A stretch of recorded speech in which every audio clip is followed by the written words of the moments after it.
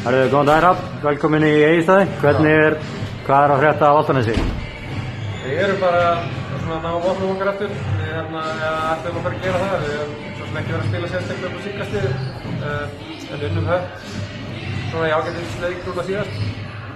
Erum lendir að lenda í því núna að við erum komið hérna svona án þriggja mikilvæga leikmanna.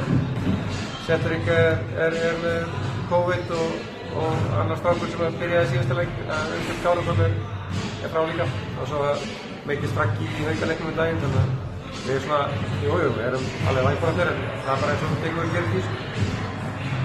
Ok, þetta lítur orðið ágætlega út fram á vorið. Úrslitakeppni á Álftanesi, hvernig? Já, það er bara, ég er rauninni það sem ekkert öryggt í þessu, við erum í baráttu við 24 önnur lið og vonandi skilum okkur inn í ágæti sæti, og það er bara gaman að Álftanesingar hafi gætið það á að koma og horfa á alveg körfbólta. Höttur með sterkt lið, við þurfum að búast í dag?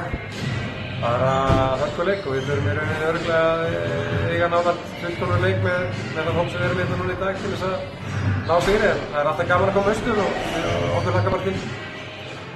Takk.